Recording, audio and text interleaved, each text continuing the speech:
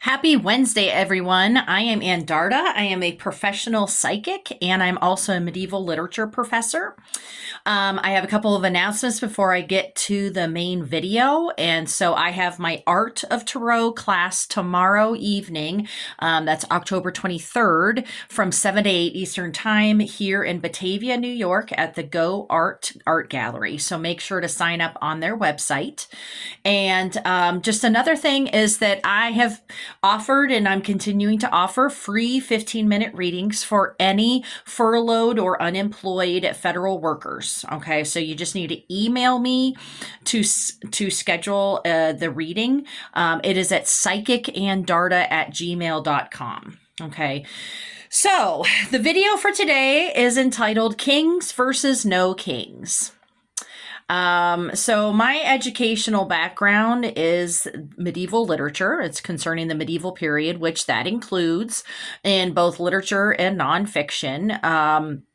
Documents concerning all social rankings and governmental roles. That would include kings. Yes, I am very well aware and I am well versed in the various kings, both fictional as well as historical kings in England. And the role of the king, it really changed throughout the medieval period. So the earlier period, the Anglo-Saxon kings were definitely more of the warrior fighting, physical brute strength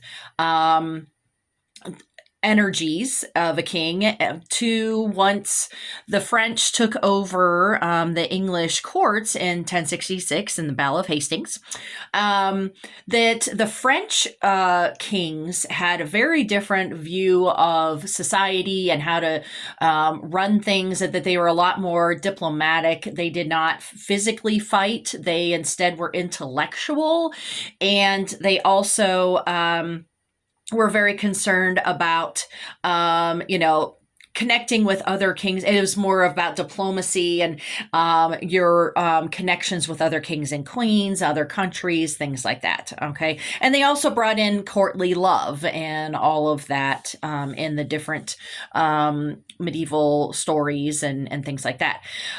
So just with this knowledge, there were many kings that were just good. There were a few that were great, and then there were quite a bit that were really bad. What does that mean exactly? It means that they either were mentally unstable, mentally ill, maybe they had some physical abilities that kept them from being able to do their roles, and or that they just maybe were greedy. And so therefore they felt that their role as the leader of the people meant that they got to keep the vast majority of stuff, and therefore it was controlling of the populace in a very negative way. So, that resulted in even poorer conditions for the lower classes. Now, the epitome of a great king is King Arthur, that he was the embodiment of the one true ruler because he made decisions that were for the good of all. He was balanced, his mind and his heart were balanced, and he made these decisions for the greater good. Now, humankind, we have evolved throughout the time periods, right? So we're the medieval period, if you don't know, is the fall of Rome, which is 366, all the way up to the early modern period, so the 17th century. Okay, so it's a very long time period.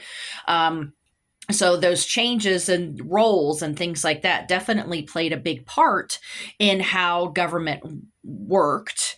But we have since evolved from those time periods, mostly because the vast majority of people are educated in some capacity, and almost everybody is at least somewhat literate.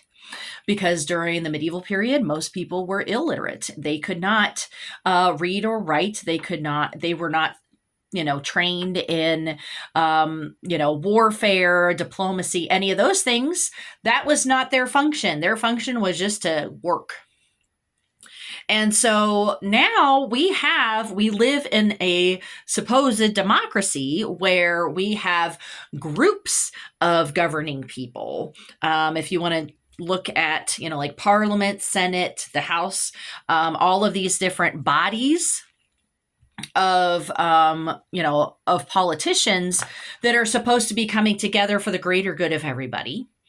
That we have a society that needs to uphold our democracy, because any one ruler who unilaterally makes decisions for all and bypasses the laws of the land that was decided by the majority of the people, that will take us back to the greater inequality, because it's the haves versus the have-nots. And it's very much, once again, getting to where it is that 1% versus the 99%. And so, the protests this past weekend and all of the protests beforehand are actually very, very important for our society and for us as a species to decide whether or not we want to continue as an educated, balanced, reasonable group of people, or if we want to go back to the times where we're not supposed to be thinking, we're not supposed to have reason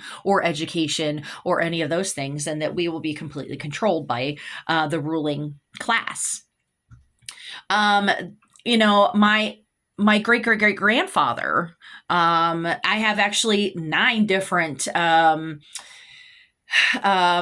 ancestors, but one in particular that, I'm a direct line from, James Reed, who fought in the Revolutionary War against the British, and he enlisted 3 times. I have many different ancestors that were against the tyranny of the monarch. And so it's still, while I enjoy the medieval period, I love teaching medieval literature and learning about the different things of that time period, I feel that our society has definitely evolved, and that we would only be doing a disservice to ourselves if we went back to those roles and those time periods. The only thing that I feel that is vital, which that's part of why I'm really interested in the medieval period, is the communal aspect. And that's the only way that we're really going to push through these very challenging times, is through our own community of being together for each other, and just looking at our square mile. As much as we want to help out people across the country or around the world or things like that, what can you do in your own community? That is the most important thing right now. And so just doing what it takes, in your own, if you even live in a little tiny town all the way up to a large community, just looking at your little area of what can you do to embody the energies of a good leader like King Arthur, and yet it is for the betterment of everyone that we all take turns and help each other out in this communal aspect. Okay. So I hope that this makes sense. The kings versus no kings. And also, like I said, if you are a federal worker that is unemployed or furloughed, just contact me and we will set up a 15-minute free reading for you. Okay. Have a wonderful day, and I will see you next week. All right. Bye-bye.